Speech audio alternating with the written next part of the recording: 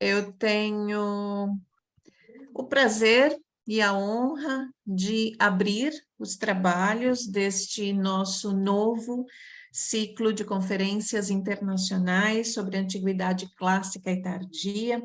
Mais uma vez, agradecendo a minhas colegas, minhas amigas, Liliana Pégolo e Cecília Ugartemendia, que generosamente me convidaram para este grupo. E nós temos aqui, então, uma organização conjunta entre Argentina e Brasil, construindo esta ponte interdisciplinar e multidisciplinar entre os nossos países, as nossas línguas, as nossas universidades e também entre a nossa época e as várias épocas dentro da nossa época, e esse mundo tão distante, tão familiar para nós, que é a antiguidade clássica.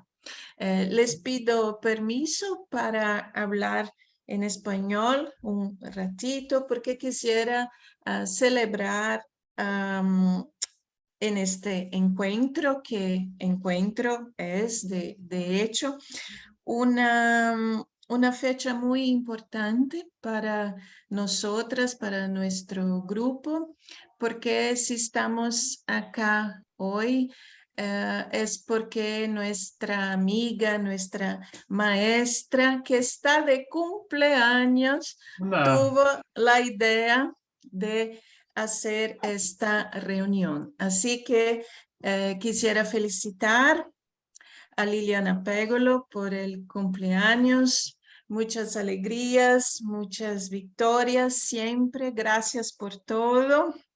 E assim, agradeço novamente a presença de todos, peço que vocês enviem perguntas pelo chat, se desejarem, ou que as guardem para um debate final, como acharem melhor. Tá? Então, agradecendo novamente ao grupo e a todos os assistentes, passo a palavra a Liliana. Obrigada, gracias. Bueno, yo le agradezco a Elaine en primer lugar, pero mi cumpleaños fue el sábado 24, pero seguimos de festejo por toda la semana. El 1 de octubre es también el cumpleaños de Elaine, así que estamos festejando y nos estamos dando estos regalos, y para mí es un regalo que esté Alberto, sobre todo porque no nos conocíamos, yo me conecté con él, y tuvo la generosidad de aceptar raudamente, tengo que decir que raudamente, para participar de esto. Y es por esto que lo estamos celebrando el poder seguir conectados con Brasil, podemos seguir conectados con el mundo, y nos damos este regalo, todos y todas, ¿no? Y yo veo gente muy conocida, veo alumnos, veo compañeros, veo profes de nuestra facultad, de la Facultad de Filosofía y Letras, de la Universidad de Buenos Aires, y es para mí un honor que esté Alberto Quiroga Puertas con nosotros, y por supuesto nuestros compañeros de San Pablo, a los que le deseamos lo mejor. Así que vamos para adelante. Bom, eu vou falar um pouquinho em português, um pouquinho em espanhol, justamente porque eu me sinto muito lisonjeada, né, por ter um pouco essa ponte entre as duas universidades. Fico muito feliz por isso, eu fiquei extremamente feliz quando a Liliana me contatou, né, lá no começo do ano, para que façamos esse projeto juntas, né, e a Elaine, obviamente, aceitou com muita boa vontade. Nós fizemos esse primeiro ciclo de seminários no começo do semestre, que foi fabuloso, foi realmente maravilhoso, nós tiramos muito proveito disso, e agora continuamos com este ciclo de conferências, em que esperamos também reunir gente dos dois países e do mundo fora, né? Então, estamos muito felizes. Paso a hablar ahora un poco en español. nuevamente, gracias a todos por estar acá, gracias Liliana por el primer contacto, gracias Elaine por estar participando también en este proyecto. Yo estoy realmente muy feliz por todo esto y estoy muy feliz de poder presentarles hoy a ustedes al profesor Alberto Quiroga, que tan gentilmente aceptó participar de este ciclo de conferencias, de esta primera conferencia de este segundo semestre. Antes de pasarle la palabra al profesor, yo voy a leer rápidamente un currículum de él para que lo conozcan, y después ya los voy a dejar con él. El profesor Alberto Quiroga Puertas es doctor en Filología Clásica por la Universidad de Granada, ha realizado numerosas estancias internacionales en Liverpool, Oxford, Washington, D.C., y entre sus líneas de investigación se encuentran la retórica tardoantigua, la periautología y el pensamiento contrafactual. Hoy el profesor nos va a presentar una conferencia llamada Un gesto vale más que 1000 palabras, la hypocrisis actio en la retórica clásica. Así que dejamos a todos ustedes con él, que tiene la palabra. Muchísimas gracias, Alberto, nuevamente, y te escuchamos. Pues muchísimas gracias tanto a Elaine, a Cecilia como a Liliana. Tenía un pequeño guión, un poco de introducción para agradeceros la gentileza, la amabilidad por la invitación, pero de verdad me siento un poco abrumado por el cariño y por el entusiasmo, de modo que os lo agradezco especialmente la invitación a cargo de especialmente Liliana, que es una experta en la disciplina, en el ámbito de los estudios tardoantiguos, y también pues, bueno, la organización, este ciclo de conferencias tan fascinante. De verdad estoy muy agradecido, y que está honrado soy yo por la invitación, y bueno, espero no defraudar con tantas expectativas como se ha levantado. Lo que voy a hacer es compartir pantalla para así poder mostraros un PowerPoint y que sea un poco más dinámica la presentación. Creo que se ve ya, ¿verdad? El PowerPoint. Sí, correcto, magnífico. Bien. Mi charla va a girar en torno a un concepto que es la hipócrisis, la actio, que es la forma con la que se denominaba respectivamente en griego y en latín respectivamente la declamación, la puesta en escena de discursos, de alocuciones públicas, acompañada de gestos. En pantalla tienen un referente que no sé si es común a todos, ¿no? Pero creo que es relativamente conocido. Se trata del Heraldo, que en la serie Roma, relativamente reciente, de HBO, daba las noticias en el foro de una forma muy elocuente y que acompañaba las informaciones que él transmitía con una serie de gestos muy ostentosos y que simbolizan, que personifican muy bien en qué consiste la hipócrisis, la actio, que es, como decía, la técnica o la serie de técnicas, de consejos encaminados a que el orador presente su discurso con éxito ante un auditorio. Esta parte performativa de la retórica se articulaba alrededor de 3 conceptos principales, como pueden apreciar en ese esquema. Por un lado, la hipócrisis o actio implicaba una estructuración del discurso. Todo discurso, evidentemente, sea del tipo que sea, epidíctico, deliberativo, simboléutico, oficial, forense, implicaba una jerarquización, una estructuración de ideas. Pues bien, esa primera parte, esa estructuración del discurso, de la organización de la idea, tenía que ir suplementada, o mejor dicho, tenía que ser declamada con una voz y un lenguaje corporal que se adecuara al contenido del discurso. La voz tenía que adoptar distintas modulaciones, distintas inflexiones, para que, como digo, fuera capaz de expresar las distintas emociones que el orador quería transmitir. También hay que sumar, como decía antes con el ejemplo del Heraldo de la serie Roma, el lenguaje corporal era de vital importancia, especialmente los gestos que se hacían con las manos, lo vamos a ver a continuación, especialmente en Quintiliano. Y además había un tercer componente, que eran los elementos extralingüísticos, tales como el perfume o la vestimenta que llevaba el orador. De modo que en ese triángulo conceptual de estructuración jerárquica de ideas, el elemento extralingüístico y digamos, la declamación, la actuación del discurso, es en ese triángulo conceptual donde se desarrolla la actio, la hipócrisis. Es una materia muy, muy amplia que permite o que acepta distintos abordajes, distintos enfoques metodológicos. Algunos pueden ser muy teóricos, pues hay estudios y tenemos muchísimo material relativo a la actio, especialmente de Quintiliano y Cicerón, y, como digo, admiten algunos enfoques metodológicos muy teóricos, otros un poco más prácticos, sobre todo porque conservamos, por suerte, muchos relatos de narraciones, de puestas de discursos, de puestas en práctica, de declamaciones, que admiten una suerte, una especie de hermenéutica de esas narraciones. De modo que en esta charla voy a alternar a ambos enfoques. Voy a intentar minimizar la parte teórica, puesto que es mucho más árida, y voy a intentar centrarme y poner mayor énfasis en los ejemplos prácticos para que podamos ver qué significaba la actio, qué elementos la comprendían y qué podemos nosotros obtener en cuanto a información de esos relatos de puestas en escena de discurso. Voy a empezar con dos ejemplos, con dos narraciones de discursos, de declamaciones, en las que el miedo escénico es el elemento principal. Un poco también para ir entrando en calor, conviene ver que en ocasiones los oradores, los sofistas en la antigüedad cometían errores.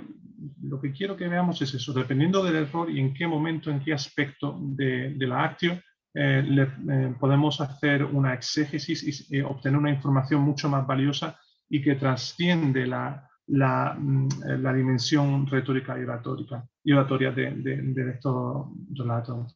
En primer lugar, un breve pasaje de Filóstrato, un autor creo que bastante conocido, de los siglos I, o mejor dicho, II, 3 después de Cristo, que entre otras obras nos dejó su vida de los sofistas. Es una compilación de pasajes aparentemente anecdóticos, pero que nos dejan entrever cómo era el panorama cultural del Imperio Romano. Pues bien, en uno de esos pasajes nos habla de Polemón, que era un orador de bastante prestigio de los siglos I, II después de Cristo.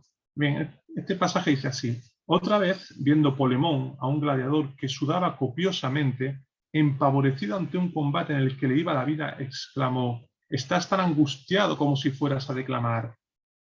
Puede parecer que Polemón exagera cuando se refiere así a un gladiador y lo compara con un orador, con un sofista que está a punto de dar un discurso público. Pero la vida profesional de un orador, de un sofista, se jugaba en la actio, en la declamación. Si el orador, como vamos a ver a continuación otro ejemplo, fracasaba, estaba condenado al ostracismo social y profesional. Automáticamente era apartado de las élites culturales, de modo que era muy importante para un orador declamar bien y llevar a cabo, ejecutar una buena hipócrisis, una actio. Ese ejemplo al que me refiero, que es mucho más evidente en cuanto a al fracaso, al fiasco, es este texto que he dividido en 3 actos de Sinesio de Cirene. Sinesio, creo que es un personaje relativamente conocido por todos, fue alumno de Hipatia de Alejandría, en el siglo IV, V después de Cristo, un obispo y también un filósofo neoplatónico cuyo modelo cultural era Dion Crisóstomo, de ahí el título de este opúsculo. Bien, en esta obrita, Sinesio de Cirene presenta su programa cultural y en un momento dado nos relata la escena de cómo un orador, un sofista anónimo, intentó llevar a cabo un discurso y lo que sucedió. ¿Qué cosa tan horrible es pronunciar discursos declamatorios en los teatros? Comienza Sinesio. Pues el que tiene necesidad de agradar a tantos de tan diferentes actitudes es que no desea algo inalcanzable. Este, en efecto, no es más que un conferenciante público, un esclavo de la masa, futuros podemosios, una disposición de todos. Aunque ahora después analizaré con más pausa este texto, creo que es importante ya quedarnos con esa clave, ese texto griego que he puesto ahí, En ocasiones el orador, el sofista, era un esclavo, era sumiso ante los gustos del auditorio.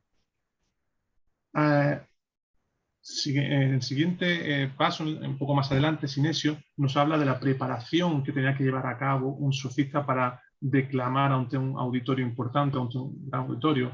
Nos dice de este sofista anónimo que pasó muchas noches sin dormir y se torturó durante muchos días y poco faltó para que perdiera el aliento, víctima del hambre y las preocupaciones en su intento de conseguir algún bien.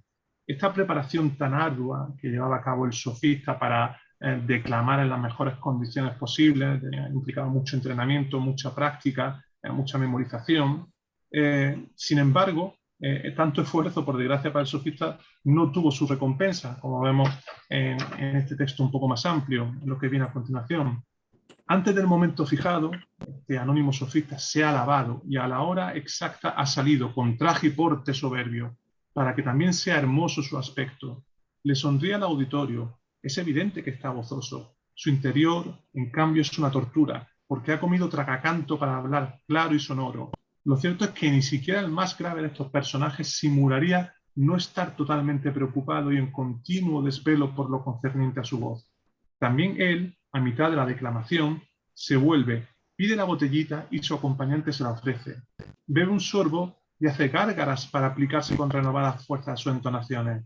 Pero ni siquiera si el infeliz se procura el favor de los oyentes. Lo que ellos querrían es que muriera cantando, así les daría risa. O querrían que solo tuviera, como una estatua, la boca abierta y las manos levantadas, y luego que fuera más mudo que una estatua. Así se podrían marchar como hace ya mucho que desean. ¿Qué sucede con estos dos textos relativos a dos fiascos, a dos fracasos oratorios, especialmente en el texto de Sinesio? Que ese miedo escénico que se aprecia en algunos textos está más que fundamentado porque, como comentaba anteriormente, una mala actio, una hipócrisis pobre, condenaba al orador, al sofista, al fracaso profesional y al ostracismo social. Y eso se aprecia en el vocabulario de los dos textos que hemos visto.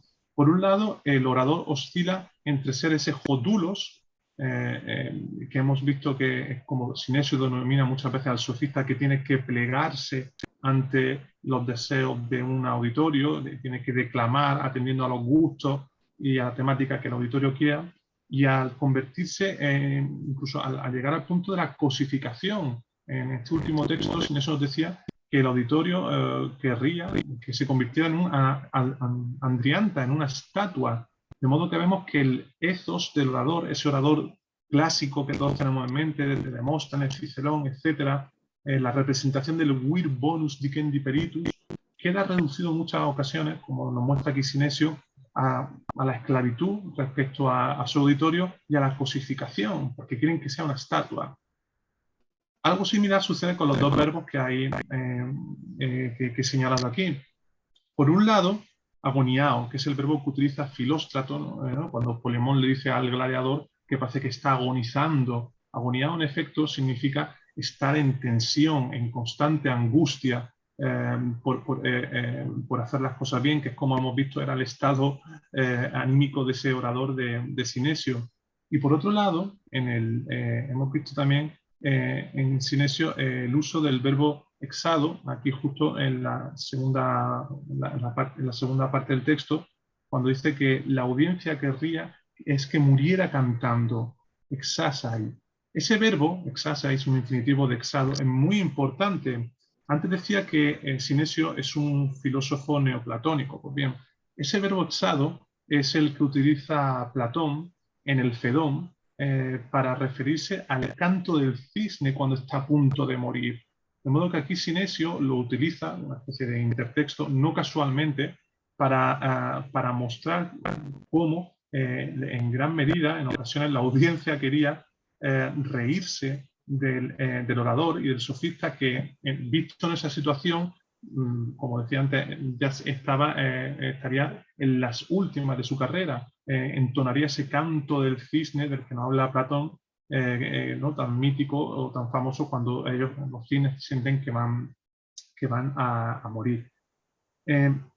Puede parecer, como digo, algo exagerado esos textos de Filóstrato o de Sinesio, pero no en vano hay que tener en cuenta que la oratoria, y especialmente la parte performativa, la actio, la hipócrisis, no se trataba solamente de una técnica, de una profesión, sino que la oratoria y la forma de presentar los discursos, las locuciones públicas en sociedad, tenía una dimensión moral muy importante. Y eso es una premisa metodológica que me gustaría que quedara clara y que creo que se refleja muy bien en estos tres textos. Erik Gunderson es un filólogo clásico que asienta, creo yo, muy bien esa premisa metodológica de lo que significaba la oratoria, las verdaderas implicaciones y consecuencias de la oratoria en la antigüedad. La oratoria era, ante todo y sobre todo, una virtud moral, no una mera técnica de hablar. Es decir, para Gunderson, así como para muchos autores antiguos y contemporáneos, la oratoria no se reduce a la simple declamación de un discurso, sino que demuestra el escalado ético y moral de un sofista, de un orador. Algo parecido dice un filólogo norteamericano, James Fredal, cuando dice que la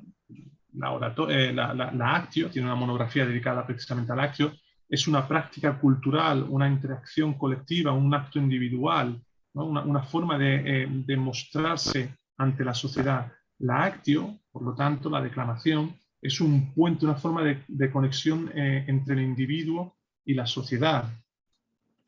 Y en un texto, en un libro, a propósito de un tema que no tiene mucho que ver, pero un libro precioso, es sobre la tumba del nadador de Paestum, Holscher dice lo siguiente: no se daba tanta importancia en la antigüedad a los dones innatos que había concedido la naturaleza como, sobre todo, a las virtudes del comportamiento físico-social, que podían adquirirse a través de una adecuada formación cultural.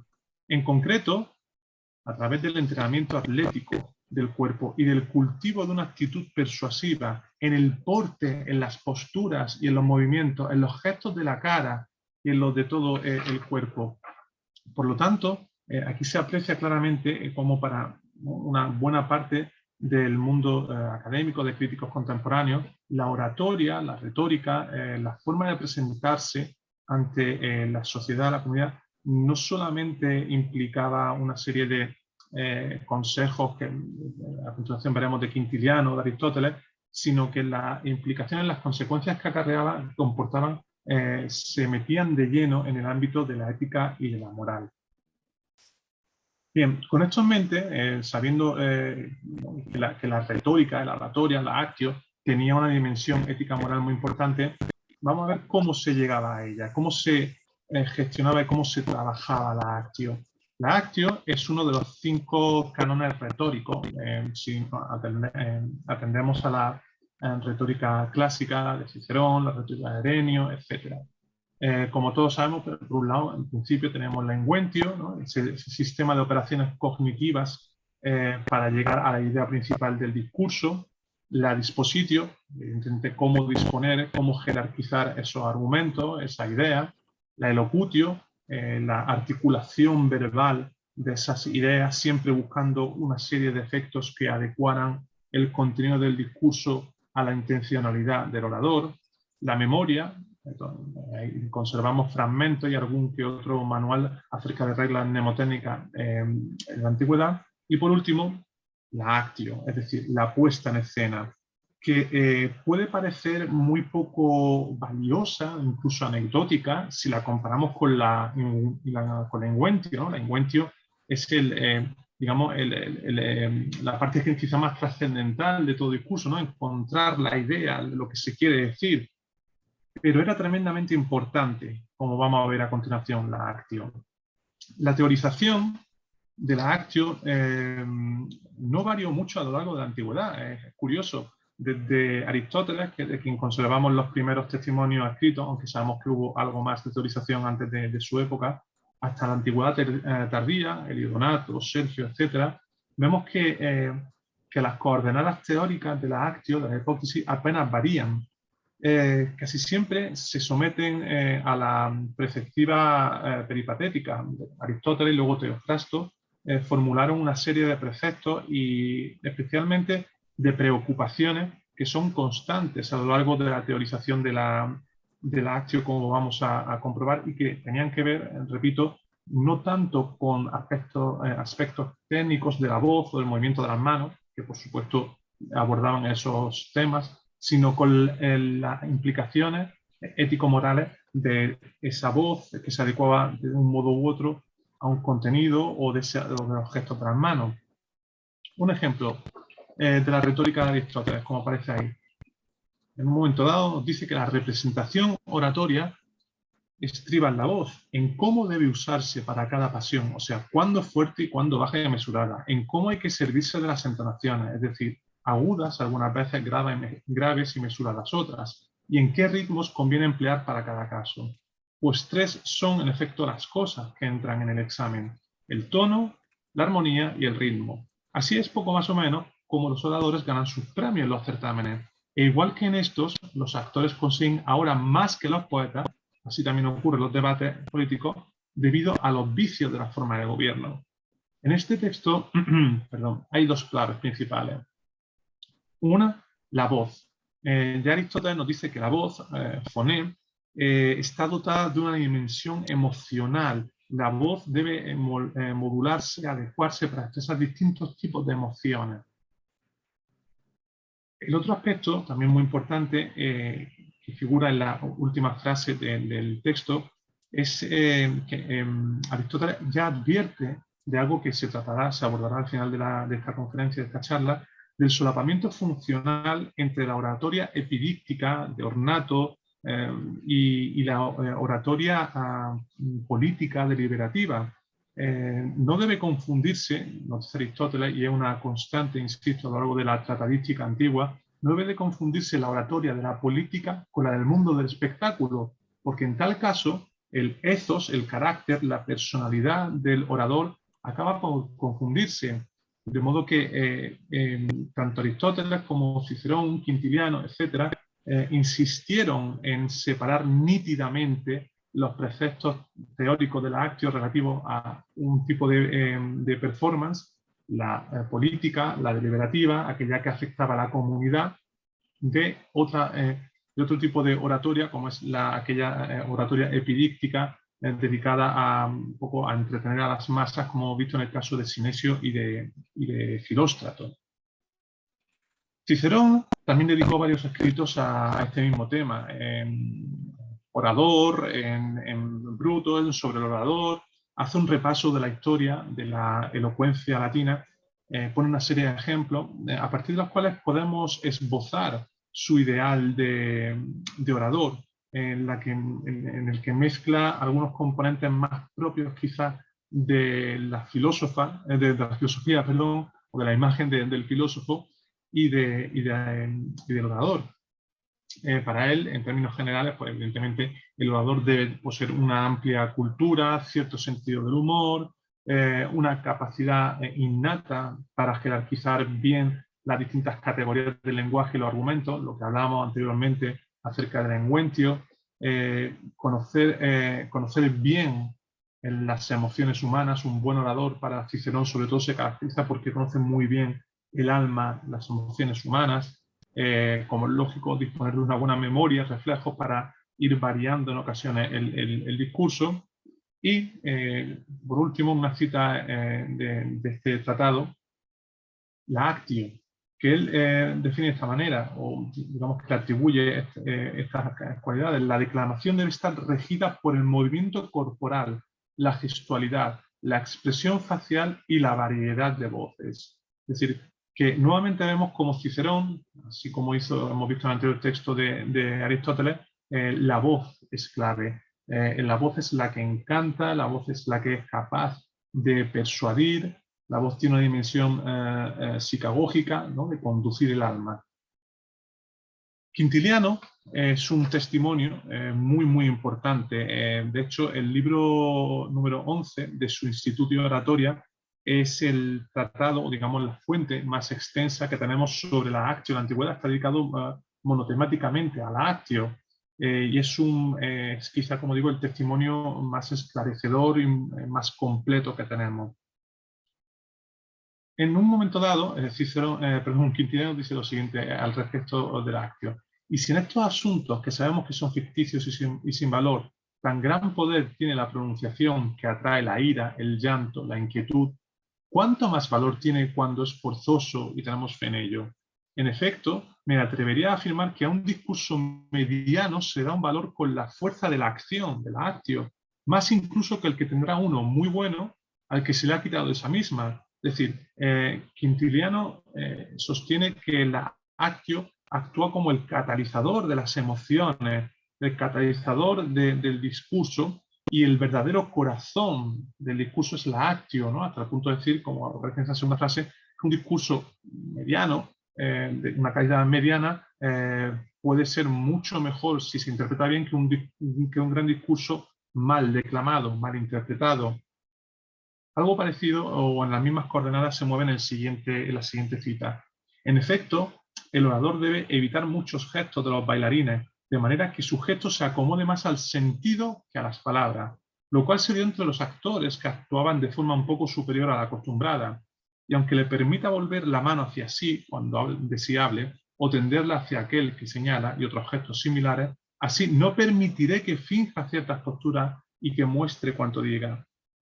Como en el caso de Aristóteles, aquí lo que nos dice Quintiliano es que en el ámbito del actio no todo vale, no vale cualquier tipo de gesto. Es muy importante evitar solapamientos gestuales. Cada figura, el bailarín, el sofista, el actor, el filósofo, el político, debe tener una compartimentación de qué tipo de gestos debe realizar. En caso contrario, insisto en esta idea porque la vamos a ver en esta charla constantemente, en caso contrario, se diluyen las barreras, las diferencias entre la figura de un político y de un actor, algo a lo que quizás hoy estamos acostumbrados, pero que no era tan frecuente en la antigüedad.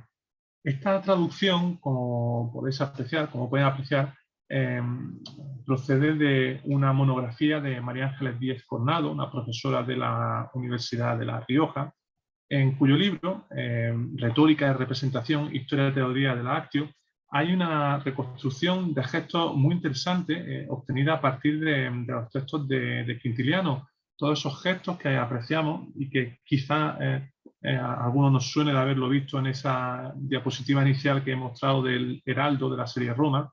Cada gesto debía indicar una idea, debía evocar un sentimiento, una noción, tanto los gestos de la mano como los gestos faciales, que quizá sí nos son un poco más familiares, pero no tanto ese lenguaje de las manos, ¿no?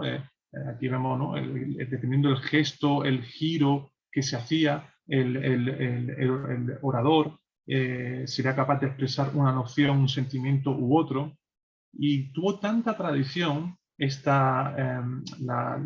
uso de las manos como elemento semiótico, como elemento extralingüístico, que incluso en el siglo XVIII conservamos un tratado, Quironomia, de Austin, en el que todavía se sigue representando cómo la gesticulación con las manos y las distintas posturas, posiciones que podamos adaptar con ellas, son capaces de transmitir un mensaje u otro.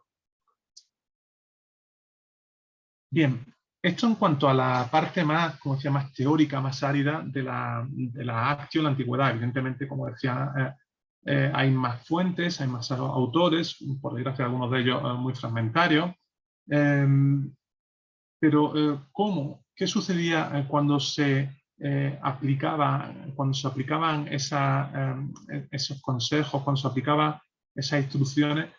¿Qué sucedía? He dividido los ejemplos que voy a mostrar a continuación, lo he dividido en tres grandes áreas. Evidentemente, he dicho, Aristóteles, Quintiliano, Cicerón, están muy preocupados por mantener alejado el histrionismo de algunos tipos de actio, de performance, de la actio que le correspondía a un orador, a un sofista, que se supone que era un individuo con un ethos cultural elevado. Ese valor liminal, ¿no?, de querer marcar límites, se aprecia en estos ámbitos. Se podría apreciar en algunos más, pero he decidido dividirlo en estos tres, en una serie de textos, los que se aprecia muy bien la dimensión identitaria que podemos extraer nosotros si aplicamos una exégesis o un estudio exegético, hermenéutico de la actio, el estatus social y profesional y como marcador religioso. Vamos a empezar con la cuestión de la identidad. Como veíamos al comienzo, en esas 3 premisas metodológicas de Gunderson, Fredal y del otro autor que el nombre he olvidado ahora, la dimensión de la oratoria trascendía la retórica y se inmiscuía directamente, se metía de lleno en otros ámbitos. Uno de ellos, por ejemplo, la identidad sexual. En pantalla pueden ver 2 títulos que quizás les sean conocidos, ya tienen cierto tiempo, casi 2 décadas, tienen estos 2 libros de Maud Gleason y precisamente de Eric Gunderson, pero son 2 referencias en tanto que en ellos se estudia cómo la masculinidad, la identidad sexual, se debía demostrar, no se nacía solamente varón u hombre, sino que había que demostrarlo. Y en algunos contextos, y especialmente en época imperial, el modo de mostrar, de poner en práctica esa masculinidad y hacerla evidente ante toda la comunidad, la ciudad, era el ámbito de la retórica, era el foro, el ámbito de la oratoria. Es ahí, como digo, donde debemos retomar esas premisas metodológicas y tenerlas en mente para saber que la retórica, la declamación, en muchas ocasiones podía arruinar la identidad de un personaje, de un sofista, de un orador, incluso su identidad sexual. 2 ejemplos muy breves. El primero de Cicerón. Sobre el orador nos dice lo siguiente: hay ciertos defectos que no hay nadie que no desee evitar. Una voz aflautada o afeminada o fuera de la modulación habitual resulta fuera de tono disonante. Aquí, claro, todos nos debemos remitir al papel marginal que la mujer tenía en la sociedad grecorromana y sobre todo en la esfera pública. El peligro de asimilación del orador con una mujer implicaba que ese orador inmediatamente sería desplazado de la esfera de decisión, de las esferas de poder, de modo que evitar esa voz aflautada o afeminada tiene una doble dimensión, ese consejo, esa precaución de Cicerón, una a nivel estilístico. Él considera que hay un hiato, una disonancia entre la figura de un varón, de un hombre, y una voz aflautada o afeminada, y 2, a nivel funcional, como todos sabemos, insisto, el ámbito femenino, o digamos, el ámbito de lo político, la decisión estaba alejado de lo femenino, por lo tanto, no convenía en modo alguno mezclar los dos. Segundo texto, nuevamente, volvemos a Filóstrato. Como decía, esta vida de los sofistas contiene muchísimos pasajes que aparentemente pueden ser anecdóticos, pero que se prestan a una lectura interpretativa del ámbito del periodo cultural tarantino muy fascinante. Aquí nos habla Filóstrato en esta ocasión de Filisco, que era un sofista que ostentaba la cátedra de retórica en Atenas. Sucede que su metodología era ciertamente dudosa, de modo que el emperador Caracalla lo llamó a Roma para que defendiera su metodología, su postura. Esto es lo que nos dice Filóstrato. Cuando Filisco se presentó ante el tribunal, causó disgusto su modo de andar, causó disgusto su postura afectada, pareció descuidado en su atuendo, afeminado de voz, premioso de lengua y que fijaba la vista en otros sitios más que en el curso de sus pensamientos. Hasta tal punto era poco adecuada la actio, la performance de Filisco, que el emperador le dijo: ¿qué clase de hombre este lo revela su cabellera? ¿Qué clase de orador su voz? Aquí vemos como gran parte de los elementos extralingüísticos y aquellos relacionados con la voz, con la presencia física, son los que fallan en el caso de Filisco. ¿No? El atuendo, la voz, la cabellera, la pose, nuevamente ese afeminamiento de la voz.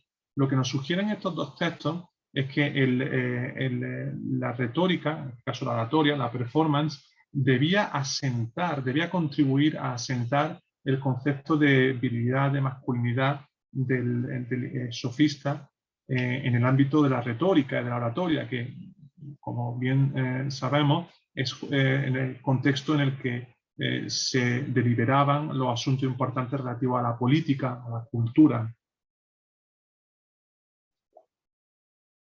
Otro contexto en el que la actio, la performance, era realmente importante era la medicina. Puede parecer hoy día que, bueno, que es un medio ajeno o es un contexto, una disciplina ajena a la oratoria, a la retórica y especialmente a la actio, pero todo lo contrario, especialmente desde los estudios de hace 2 décadas acerca de Galeno, sabemos que la actio, tal y como entendemos ese concepto en la tratadística retórica, también se llevaba a cabo. Aquí les presento un texto muy breve de Galeno. Tenemos que ubicarnos nuevamente en el siglo II después de Cristo, cuando había varias escuelas de medicina que rivalizaban entre sí. Por dividirlo en 2 grandes bloques, por un lado estaban las escuelas que hoy catalogaríamos como amateurs, como no profesionales, y que se dedicaban, eran médicos amateurs que se dedicaban a hacer informes periciales de esclavos, de lesiones, incluso hay algunas insinuaciones de que recomendaban ciertos tipos de hierbas para provocar envenenamiento. Y frente a esa escuela amateur estaban los médicos formados en la paideia griega. Hay que recordar que Galeno y todos los médicos de la antigüedad estaban bien formados en la paideia, es decir, en la filosofía, en la retórica, en la literatura, y que posteriormente ya se especializaban en la disciplina de la medicina. De hecho, Galeno, uno de sus escritos más conocidos, precisamente, el médico también es filósofo. Pues bien, en un escrito de corte apologético, Galeno se defiende en esta obra que se titula Sobre mis libros, y dice lo siguiente: desde entonces decidí no enseñar ni hacer más demostraciones en público, ya que con los pacientes me aguardaba un éxito mayor que cualquier deseo. Pues al ver cómo los rivales del arte aborrecen a un médico cuando recibe elogios y lo tachan de ser médico solo de palabra, decidí coserles su lengua malediciente y no pronunciarme sobre los pacientes más allá de lo necesario, ni enseñar en medio de la multitud como hacía antes, ni hacer demostraciones, sino limitarme a exponer cuál era mi posición en el ámbito de las doctrinas médicas con la práctica de mi arte como único instrumento. ¿Qué sucede? Aquí hay varios sintagmas que he resaltado, entre paréntesis en griego, porque son bastante reveladores de hasta qué punto la cultura y la sociedad de época imperial estaba imbuida de este contexto agonístico, ¿no? Repetimos alagón, a ese agoniao que vimos al principio que aparecía como verbo en Filóstrato. La segunda línea nos dice Galeno que él no quiere hacer más demostraciones en público, demosía epidignistai. Claro, es el mismo tipo de vocabulario que utiliza Filóstrato, por ejemplo, para referirse a los sofistas que se ganaban la vida precisamente haciendo eso, discursos epidícticos en público en los que concursaban y con los que se ganaban la vida yendo de ciudad en ciudad. Por lo tanto, Galeno reconoce que parte de su profesión implicaba exponer de un modo sofístico sus teorías acerca del cuerpo del ser humano o de determinadas teorías médicas. Y también es muy interesante explorar el resto de paréntesis que están en griego. En un momento dado nos dice Galeno que decidí coserle su lengua malediciente, aporrapse ten vascanum glotan auton. Muy interesante porque aquí se aprecia, del mismo modo que antes subrayaba el subtexto platónico reutilizado por Sinesio para referirse, ¿no?, a ese sofista que entona el canto del cisne. Aquí lo que tenemos es que Galeno es perfectamente consciente de la dimensión erística, agonística, de contienda con la otra escuela, porque lo que hace es reutilizar un sintagma que aparece en Esquines. Cuando Esquines, recordamos, ¿no?, siglo IV a.C., Esquines frente a Demóstenes, 2 grandes oradores, cuando Esquines refiere lo que Demóstenes le dijo a Filipo, según Esquines, Demóstenes le dijo eso, aporrapsen to Filipo estoma, ¿no?, cerrarle la boca, coserle la boca a Filipo, la boca de Filipo. De ese modo se aprecia que el subtexto de Skinner, como digo, enemigo acérrimo de Demóstenes, es reutilizado por Galeno en un contexto también polémico. Y no solamente eso, sino que el adjetivo vascano y el verbo ethnonusin, que aquí aparece en la cuarta línea, pues al ver cómo los rivales del arte aborrecen, quizás sería mejor traducir como envidian.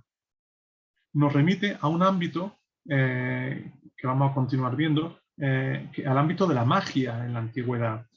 Vascano y el zonos son palabras que se refieren al mal de ojo, se refieren a la envidia, pero no a la envidia que se practicaba con conjuros, con tabletas de ficción, con papiros mágicos. De hecho, hay un estudio, creo que bastante conocido, de Jacqueline de Romilly, acerca de la magia y la retórica en la antigua Grecia. La relación que existía en la antigua Grecia, la relación que establecieron entre la magia y la retórica era muy fuerte. Se entendía, como comenté anteriormente, que la palabra era capaz de enhechizar, era capaz de encantar al auditorio. De modo que el lenguaje mágico, que aparece en los papiros mágicos, en las tablas de ficción, etc., aparece también en ocasiones en la retórica de una forma muy evidente. Ese zonos se puede traducir perfectamente como mal de ojo, como envidia, y ese vascano también tiene bastante presencia en los papiros mágicos. De modo que aquí lo que nos está diciendo Galeno es que en su contexto, el contexto de la medicina de época imperial, las demostraciones de declamaciones públicas, la performance era muy importante, hasta el punto de que entraban en juego componentes propios de la magia. Y es algo, un poco que sirva de transición, y es algo que tiene una importancia capital en la época tardoantigua. Nos vamos ahora un poco más adelante, al siglo IV después de Cristo, con el sofista y profesor Libanio de Antioquía.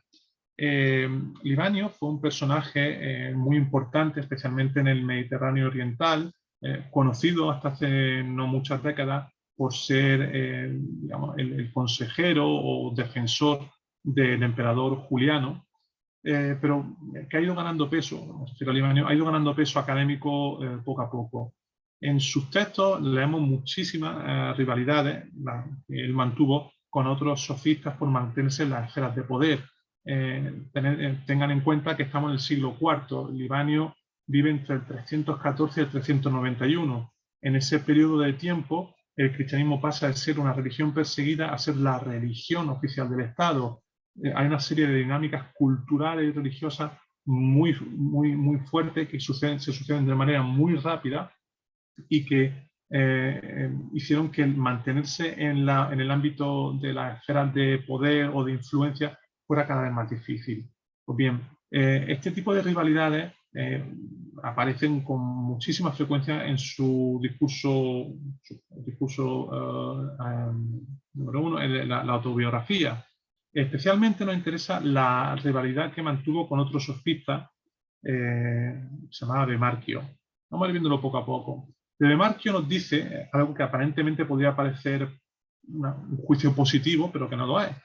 Nos dice de Demarquio que era un orador de gran fuerza gracias al retumbante tronar de sus criminales discursos. Puede parecer positivo lo de retumbante tronar, pero emplea dos palabras que ya nos ponen la pista de dónde entiende Libanio que estaban los fallos principales de la performance de Demarquio. Por un lado, ectipo. Ectipos es un golpe estruendoso, ¿no? Que aquí se ha traducido como retumbante de tronar. Pero más interesante es el otro sustantivo, psofo. En la retórica de Aristóteles y en algunos textos de crítica literaria de Dionisio de Carnaso, sofos viene a significar palabra vacía de significado. Es decir, que con este sintagma lo que nos dice Libanio es que su rival tiene una retórica, una oratoria vacua, hablaba de forma altisonante, grandilocuente, pero vacía. Pues bien, este Demarquio siguió intentando desbancar a Sinesio en algo que acabó siendo nuevamente un fracaso, ¿no? Un fracaso en 3 actos. Nos dice lo siguiente Libanio respecto a Demarquio. Dice, luego, con ocasión de un discurso público mío, en el que Bemarquio estuvo presente, me oyó con una actitud de claro disgusto, mas como sus amigos lo animaban a que dejara oír sus truenos y oscureciera el brillo de mi discurso con una composición suya que versara sobre el mismo tema que la mía, asegurándole que me haría morder el polvo al primer embate, a no ser que por alguna razón hubiera perdido la maestría que antes poseía, remontó el vuelo llevado de estos argumentos y al mes siguiente vino con un discurso que hizo aparecer a aquel otro mío que pretendía combatir y que había sido ya antes grabado más admirable todavía. Es decir, Livanio nos dice que Bemarquio fue animado por sus correligionarios a intentar batir en un agón retórico a Livanio, pero que cuando volvió, nada, al contrario, el discurso de Livanio parecía aún mejor a raíz de la pobre actio de Bemarquio. Tras este fracaso, continúa Livanio, que nunca hubiera podido prever, ni aunque un dios se lo hubiese vaticinado, Bemarquio vino para reparar su derrota con el discurso que tanto dinero le había proporcionado. Mientras él describía unas columnas y verjas y caminos que se cruzaban e iban a dar no sé a dónde, los asistentes se imitaban uno a otro, ya que ninguno entendía nada, y con señas preguntaban a sus vecinos si le ocurría lo mismo. Por mi parte, y aunque tampoco comprendía nada, con mis aplausos intentaba conferir al discurso apariencia de claridad por agradar a la falange de sus seguidores. Es decir, que Bemarquio nuevamente vuelve a intentar vencer en un agón retórico, en una performance a Livanio, pero en este caso tampoco lo consigue. Ahora veremos por qué, por esa falta de safenia, esa falta de claridad. Ciertamente, concluye esto Livanio, ciertamente que de haber podido quitarme de en medio con veneno, Bemarquio habría aprestado la copa, mas como no disponía de él, andaba dando vueltas, proclamando trágicamente que había sido víctima de unos hechiceros. Decía que yo frecuentaba la compañía de un hombre que tenía poder sobre los astros, por medio de los cuales podía hacer bien a unos y mal a otros, como hacen los potentados gracias a su guardia personal.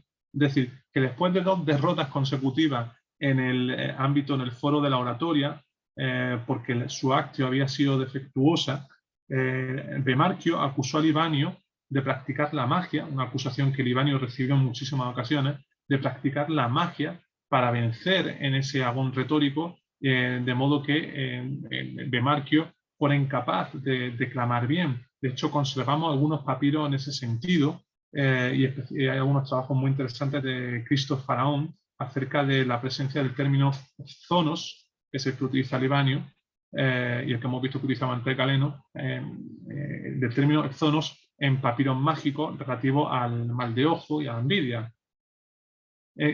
¿Qué sucede entonces en este relato de Livanio? Bien, por un lado, el discurso de Bemarquio. ¿En qué falla? Hemos visto que Livanio dice que tenía apariencia de saféneia, pero que no la tenía. La saféneia es un término con un rango semántico muy amplio, oscila desde el ámbito de la crítica literaria hasta la filosofía y la psicología.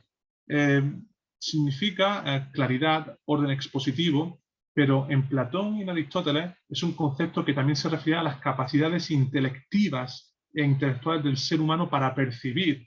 De modo que cuando Livanio critica aparentemente con digamos, quedándose en la superficie estilística, digamos, del discurso de Bemarquio, cuando critica su saféneia, emite una doble crítica. Por un lado, como digo, una crítica literaria, el discurso carecía de claridad, ¿no? Nos dice Livanio, si tenemos que creerlo evidentemente, que los asistentes se miraban los unos a los otros porque estaban despistados, no había claridad en el discurso. Pero esa saféneia, como digo, una carga, es un término con una importante carga de profundidad que se aplica también a las capacidades intelectivas de Bemarquio.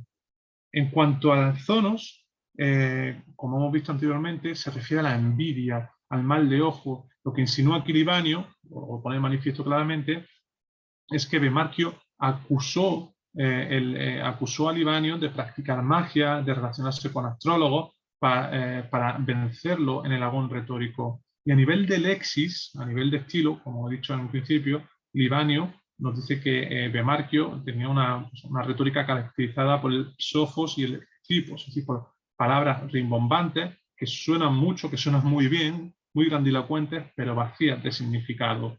Por lo tanto, aquí se aprecia cómo de una simple narración de un agón retórico, de un agón de oratoria, en el que Libanio sale vencedor, por supuesto, finalmente, se puede extraer una serie de conceptos que evidentemente tienen base retórica, base oratoria, pero con unas capas de profundidad mucho mayor.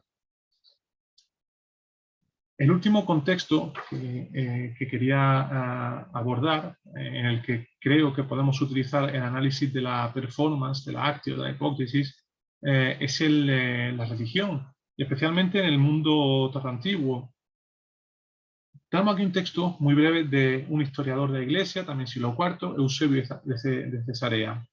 Bien, en su historia eclesiástica, Eusebio, entre otros objetivos, lo que pretende es establecer una ortodoxia religiosa, y para eso nada mejor que descalificar a aquellos que eran cristianos pero que él consideraba herejes. Es el caso de Pablo de Samosata, del que dice lo siguiente: Pablo de Samosata se hizo preparar para sí una tribuna y un trono elevado, no como discípulo de Cristo, y lo mismo que los príncipes del mundo tenía, y así lo llamaba, su secretum.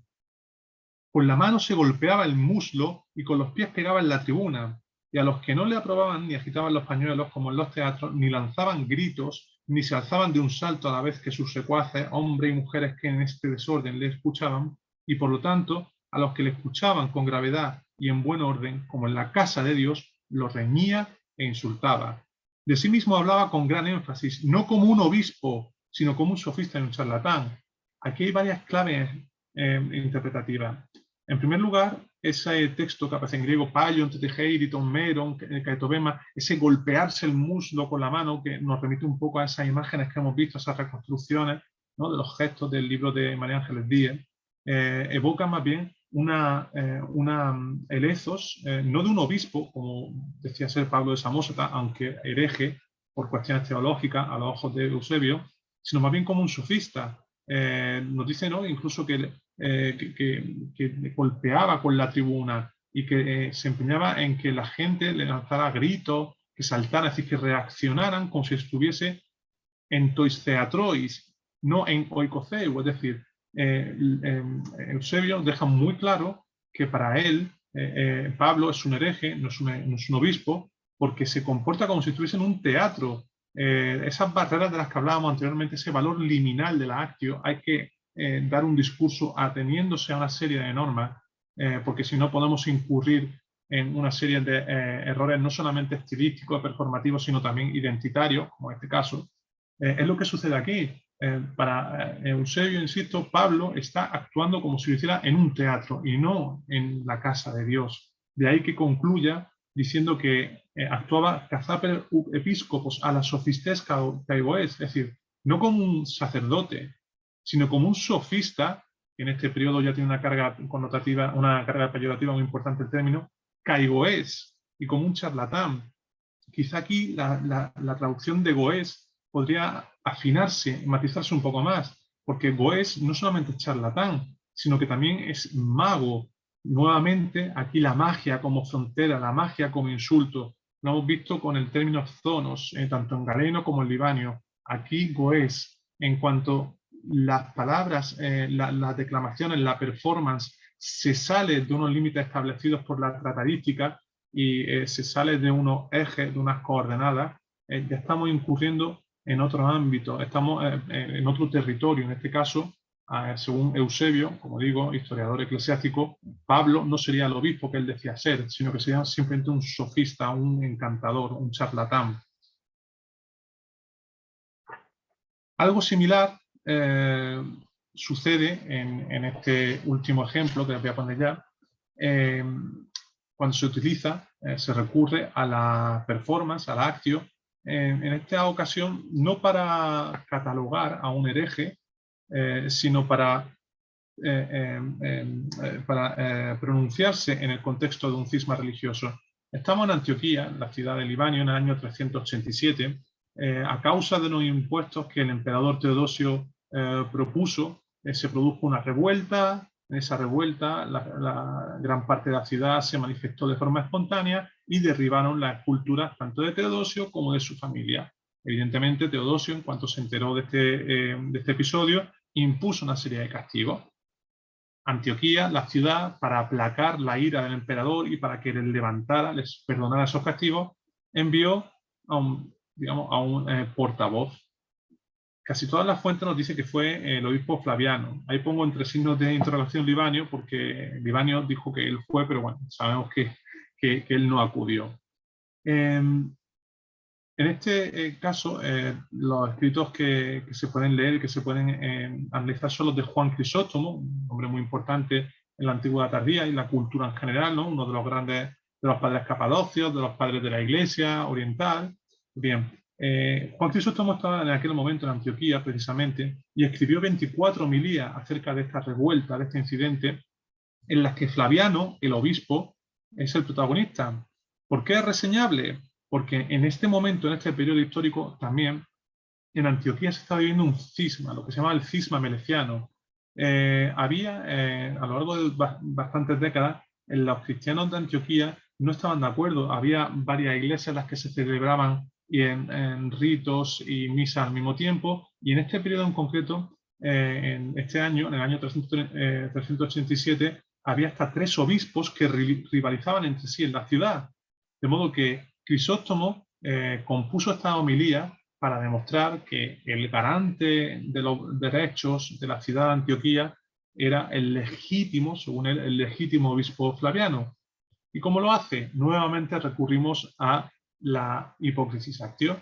En una de las homilías, he puesto un ejemplo, la 21, pues, vemos cómo Juan Crisóstomo relata la performance, la actio, que Flaviano hizo ante Teodosio. El discurso de Flaviano ante Teodosio es muy extenso, no da tiempo a verlo, pero sí que he resaltado los aspectos extralingüísticos más propios de la actio. Nos dice Juan Crisóstomo que Flaviano deseaba inspirar en Teodosio piedad, preferentemente con su actitud, su mirada, sus lamentos, to schemati, to blemati, to strenois. Y un poco más adelante sigue cómo lo hacía con su presencia, con su actio, sin voz, llorando, cabizbajo, avergonzado. Muy llamativo eso, ¿no? ¿Verdad? Que diga sin voz, áfonos, cuando hemos visto tanto en Aristóteles, en Cicerón, en Quintiliano, que la voz es central para la actio. ¿Qué sucede? Flaviano no necesita hablar, solamente su schemati, como aparece en la línea superior, su actitud, la actitud de un obispo que representa a Dios, es suficiente. Con esto, lo que pretendía Flaviano era excitar la piedad, el eon, de Teodosio. Y como aparece en el punto 3, si estudiamos Helios, la piedad en la retórica clásica, ya aparece en Aristóteles, en la retórica y la retórica Alejandro, como un sentimiento que el orador debe excitar cuando lo considere oportuno. Así que aquí Juan Crisóstomo hace un relato, especialmente la homilía 21, con el epicentro en la actio de Flaviano, encaminada a su vez a excitar la piedad del emperador. Y ya, no he puesto el reloj, lo siento por si me estoy pasando, pero ya para ir concluyendo, pues supongo que están cansados, una pequeña coda, ¿vale? Es un pequeño epílogo acerca de la hipócrisis en el mundo actual, especialmente en el ámbito de la política. Es muy frecuente hoy día, ¿no? el recurrir a los análisis de la retórica, de los discursos de los distintos políticos. Bien, una serie de estudiosos de la retórica y sobre todo de comunicación han señalado, han subrayado 4 factores que diferencian la hipócrisis, la performance contemporánea de la clásica. Y son 4 factores que se encadenan el uno con el otro, son muy parecidos. En primer lugar, hablan del valor del entretenimiento en la cultura capitalista. Es decir, subrayan la disrupción de ese valor liminal de la actio como frontera entre la política y el espectáculo. La cultura capitalista, bueno, todos, o al menos yo, pues todos tenemos una serie de plataformas, ¿no? Netflix, Amazon, Disney, Es verdad que la cultura del entretenimiento es quizás la que nos bombardea hoy día. Pues bien, ese valor del entretenimiento muchas veces acoge, alberga otra serie de conceptos, ¿no? Toda película, o toda serie, o libro, o novela, casi siempre suele girar en torno a algo que va más allá de la ficción, que suele ser un tema, una preocupación política, social del momento. En ese contexto, siguen diciendo, la comedia pasa a ser parte de la política y en consecuencia el ethos del orador acaba oscilando entre el ser un político o un entertainer o un showman. Por eso he puesto, ¿no?, la foto de Ronald Reagan, que era en su principio actor de Hollywood, ¿verdad? Y Schwarzenegger, también actor y gobernador de California. ¿Qué sucede? Que ese valor liminal tan importante, como hemos visto en los textos, para Aristóteles, Quintiliano, Cicerón, la oratoria política no debe mezclarse con la oratoria de espectáculo. Aquí se mezcla sin ningún tipo de pudor, al revés, se propicia que se mezclen, de modo que se produce lo que se ha dado a denominar una carnavalización de la política. Al respecto, hay que retomar de nuevo los clásicos brevemente. Este tipo de sustrato cultural ya aparece en esa disputa a la que hablaba anteriormente entre Demóstenes y Esquines, ¿no? Cuando Demóstenes llamó tritagonistes a Esquines, actor de tercera clase. Demóstenes utilizó el pasado de Esquines como actor para insultarlo, es decir, Demóstenes era bastante consciente de que no se podían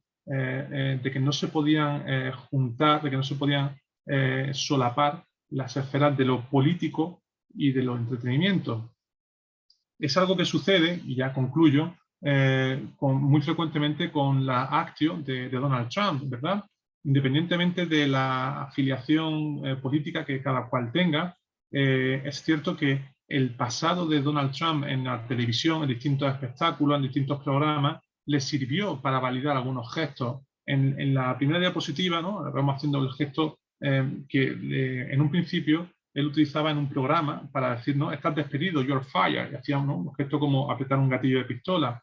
Ese gesto lo utilizó para otros fines en sus campañas políticas. ¿Qué sucede? Que las implicaciones, las consecuencias de ese gesto no tenían el calado que podrían tener en otro político que no tuviese un pasado de showman, porque, como digo, la dimensión política y de espectáculo se ha desvanecido. Lo mismo sucede con otros gestos, ¿no?, muy histriónicos, cuando imita a determinados rivales políticos o a otros personajes públicos. Él se aprovecha de su pasado como showman en la televisión, hace algunos cameos en películas, series, para validar su actio, para que no parezca tan ofensiva.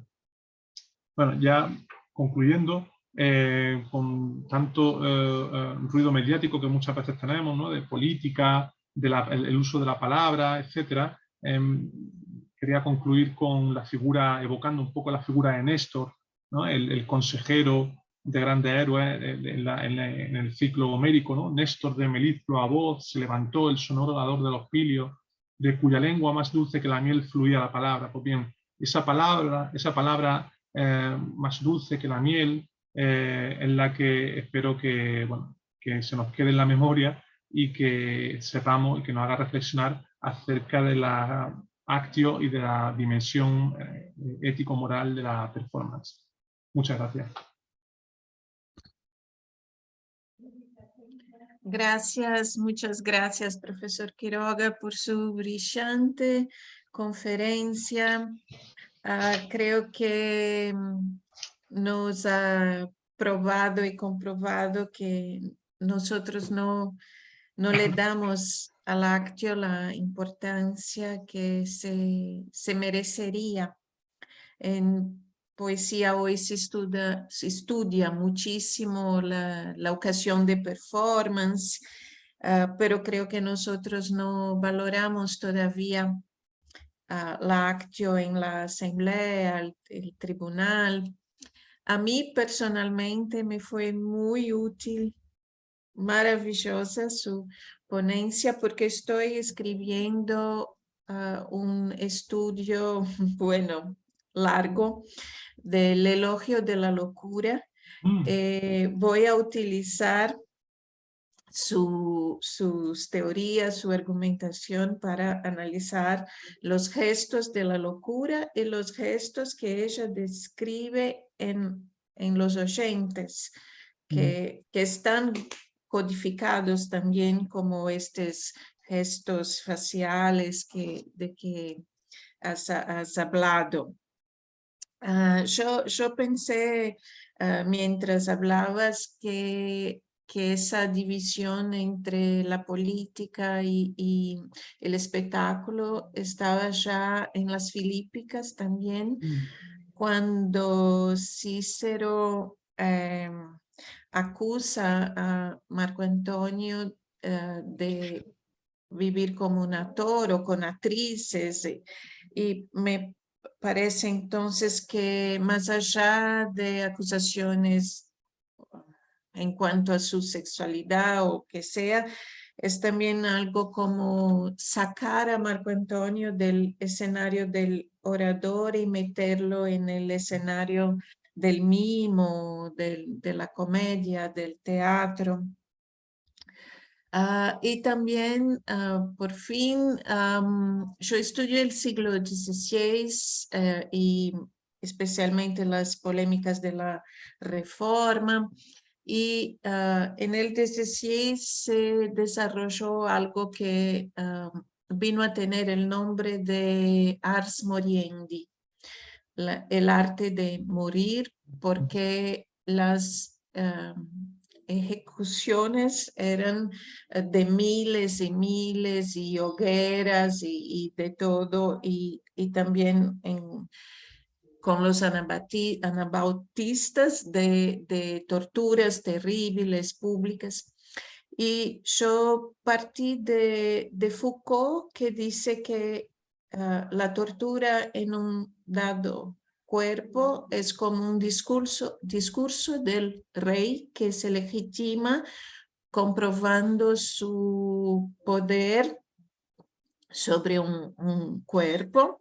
Y yo partí de ahí para pensar que esta ars moriendi, este código para morirse en público de los mártires, era también, entonces, asumiendo nuestro habla de hoy, un acto.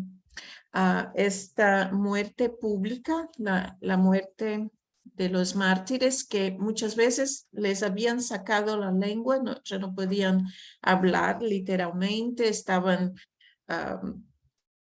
torturados, en fin, pero este código para morir era un discurso. Y creo que eso fue también muy útil y muy eficaz en los comienzos del cristianismo, y volvió a hacerlo en el XVI. Morir de una dicha manera que sea pública para servir de ejemplo. Y eso está también codificado. Nosotros tendemos a pensar que lo espontáneo y lo codificado son opuestos, pero en el mundo antiguo totalmente organizado por la retórica no era así.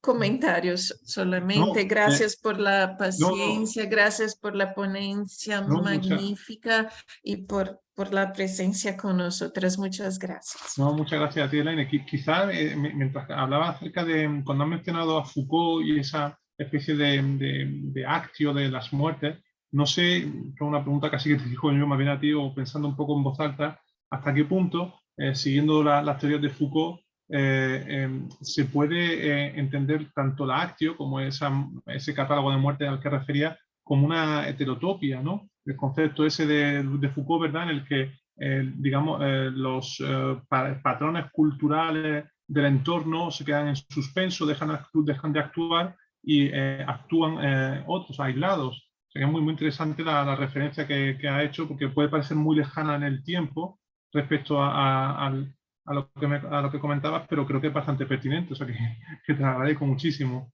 Si lees en portugués, le puedo enviar algo Sí, y está para salir un texto mío en inglés que también cuando lo tenga publicado te lo envío bueno, se sobre agradece, esta muerte pública del martirio pues, que, muy agradecido si lo haces. que es muy retórica. Mm, Todo ahí es para convertir, para persuadir. Gracias. gracias a ti, gracias. Alberto, me pareció muy interesante lo que vos decías, es el texto que leíste justamente de Crisóstomo, ¿no? Diciendo cómo comparar a Pablo de Samosata como si fuera un actor, digamos, un Sí, sofista, ¿no? Y lo que resulta interesante, como siempre sucede con el cristianismo en muchos sentidos, es como toman elementos, ¿no es cierto? En este caso, digamos, de la antigua oratoria, de la antigua retórica, y cómo ha sido resignificado de alguna manera por el cristianismo, ¿no? Por ejemplo, cuando uno ve tantísimas representaciones del propio Cristo, ¿no? Me estoy haciendo referencia a las representaciones pictóricas que aparece justamente utilizando, ¿no?, sus manos, que recuerdan de alguna manera las gestualidades propias del orador, ¿no es cierto? sí, Pero sí. sin embargo, bueno, Crisóstomo esto lo utiliza para condenar al hereje, o por lo menos con quien tiene determinadas disputas religiosas, Sí, ¿no? es cierto que se produce, como bien indica, una resemantización Claro. de algunos de los patrones operativos en la Actio. De hecho, sería muy interesante contrastar, no sé si alguien lo ha hecho porque son dos obras muy grandes, contrastar el libro 11 del Instituto de Oratoria de Quintiliano con obras, por ejemplo, como De Officis de Ambrosio de Milán, porque también en De Officis, sobre los oficios de Ambrosio de Milán, hay algunas instrucciones de cómo debe comportarse el sacerdote. Incluso también se puede encontrar sobre el sacerdocio del propio Juan Crisóstomo. Es muy interesante ver cómo en esa obra también hay una serie, bueno, de hecho, como bien dice Liliana, en el cristianismo tan antiguo, pues eso se reformula este código conductual y se llega al punto en el que quizás se pueda establecer un paralelo entre Quintiliano y Ambrosio, o como, por ejemplo, Gregorio de Nacianzo retoma la querella de asianismo y aticismo, ¿no?, tan antigua en cuanto al estilo, y utiliza el asianismo para caracterizar a los arrianos. Entonces, es muy, muy interesante ver cómo, como tú bien indicas, cómo se reactualiza el uso de la crítica literaria, ¿no?, con base en Actio, para reactivarla, transitivizarla de alguna manera y hacerla como una valencia operativa en ese contexto religioso. Sí, sin lugar a dudas. Sí, sí. Y la otra cosa fascinante que señalaste es esto de la relación con la magia, ¿no? Y Sí, entonces uno tiene en su cabeza, por supuesto, a Puleyo. Debe ser que estamos acá con un grupete que estamos trabajando y traduciendo ah, las qué bien. Metamorfosis de Apuleyo. ¿Alguna vez va a salir eso?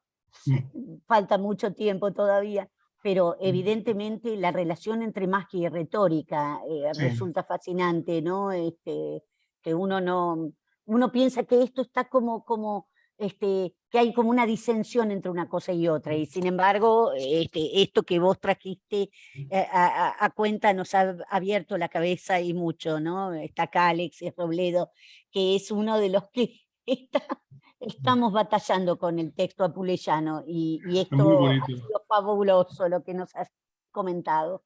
Me alegro que haya gustado. Bueno, no sé. Tenemos acá Ahí Tenemos está, acá dale. a Mariana Franco que le gustaría hacer una pregunta. Mariana. Seguro, porque ella es una doctorada en temas retóricos. Te escuchamos, Hola. Mariana. Gracias.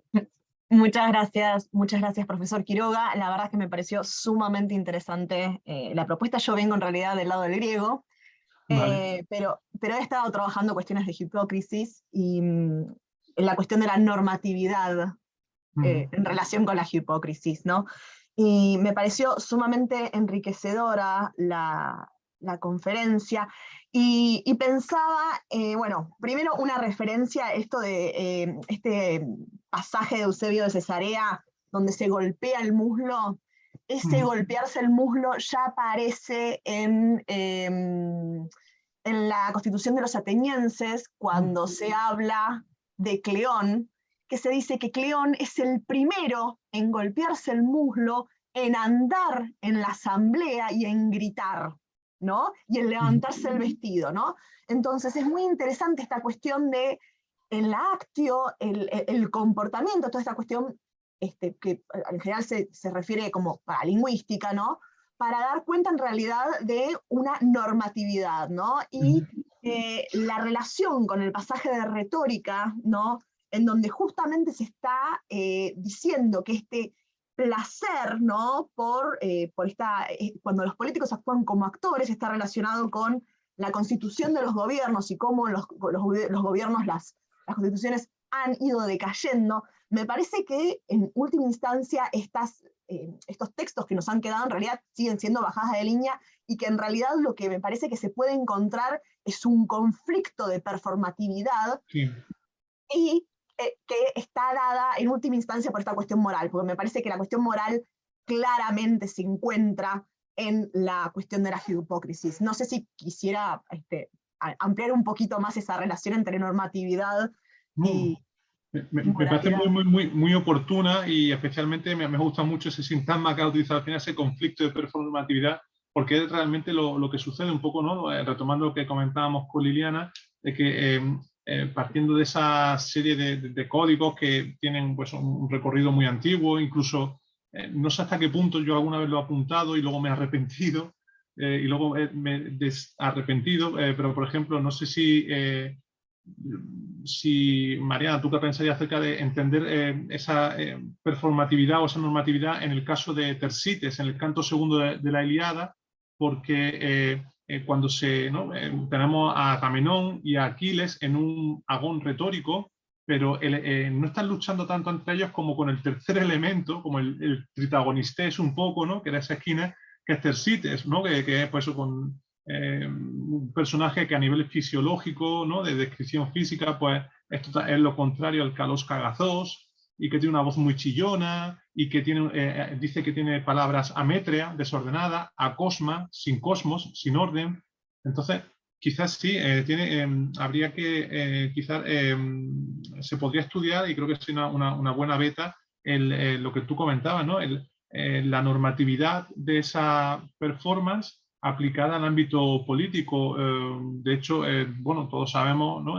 Tersites es uno de los santos de la teoría comunista, ¿no? Porque aquello de que es el primero que se enfrenta al poder abiertamente, y tenemos bastantes textos algunos textos en los que se dibuja a Tersites en la teoría comunista moderna, pues eso como el protomártir del comunismo, porque es capaz de retar al poder, quizás un poco por lo que tú estás comentando, porque esa performatividad que está tan encajonada por Aristóteles, por Quintiliano, como yo decía al principio, si miramos la tratadística, desde Aristóteles hasta la Ciencia de la Antigüedad, que varía muy poco.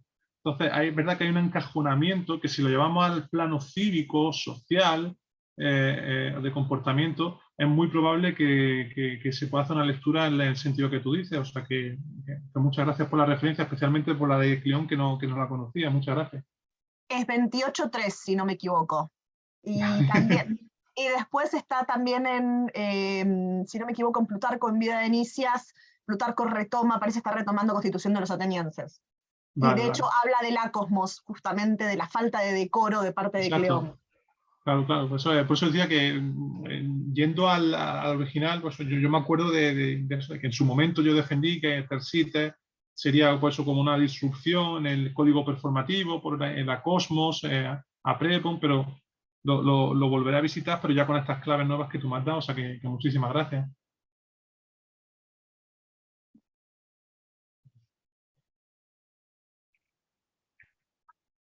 Muchas gracias, Mariana, por la pregunta. ¿A alguien más le gustaría hacer alguna pregunta, algún comentario?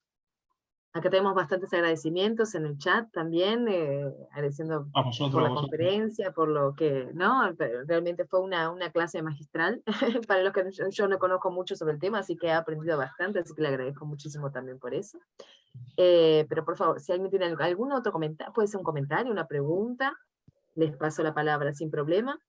Tenemos unos minutitos más todavía. Voy a ver aquí, a ver si tenemos. Mientras les voy comentando que tenemos nuestro canal de YouTube que se llama Ciclo UBA USPI, en el que tendremos la grabación de nuestra conferencia de hoy, y que podrán acceder a ella entonces a partir ya de mañana.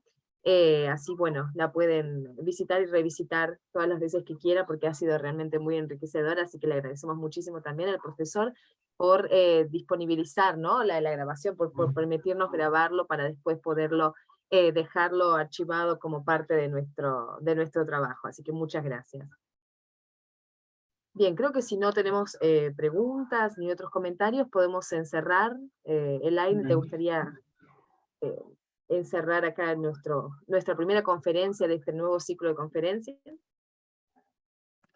Bom, eu encerro agradecendo, né, mais uma vez a Liliana e a Cecília, que me deram o presente, o privilégio de estar aqui com vocês em todos esses encontros que têm sido realmente muito significativos, muito enriquecedores para todos nós que assistimos, né, temos estado assistindo a essas conferências, estamos agora infinitamente mais informados, formados, né, e enriquecidos por esses conteúdos todos que tão generosamente nossos convidados têm trazido para nós todas as semanas.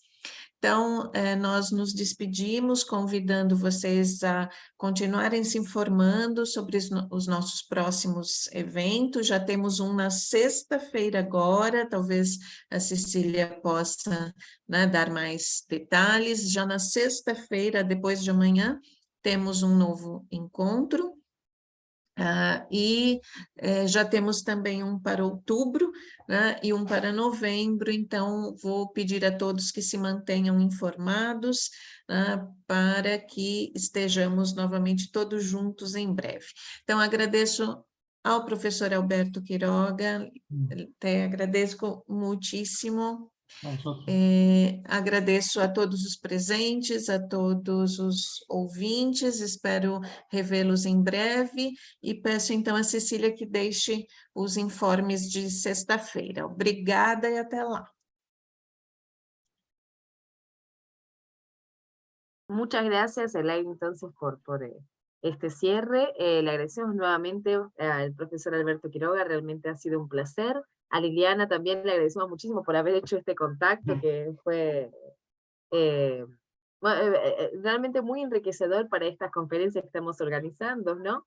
Y bueno, los invitamos a continuar acompañándonos. Este viernes tenemos la conferencia del profesor Jesús Hernández Lobato, de la Universidad de Salamanca, que se llama Pro Facundia Silentium en odio de Pavía ante las paradojas del lenguaje. Las conferencias son siempre 2:30 de la tarde, algunas los miércoles, algunas serán los viernes. En este caso tuvimos hoy miércoles, tendremos el viernes. Les enviaremos siempre el link 1 o 2 días antes para que puedan conectarse y continuar acompañándonos. Así que les agradezco nuevamente y como les dije, acompáñenos también, después voy a divulgar por nuestro canal de YouTube. Así que bueno, muchas gracias nuevamente, muchas gracias profesor Alberto Quiroga. Muchas gracias a todos vosotras. los que han participado. Y enhorabuena por gracias el Elaine y gracias Liliana también. No, por favor, gracias por la generosidad de todos. Gracias a todos. Buenas noches. Adiós. Gracias, hasta luego, gracias. Chao, chao. Gracias y buenas noches. Buenas tardes. Buenas noches a todos. Buenas Saludos.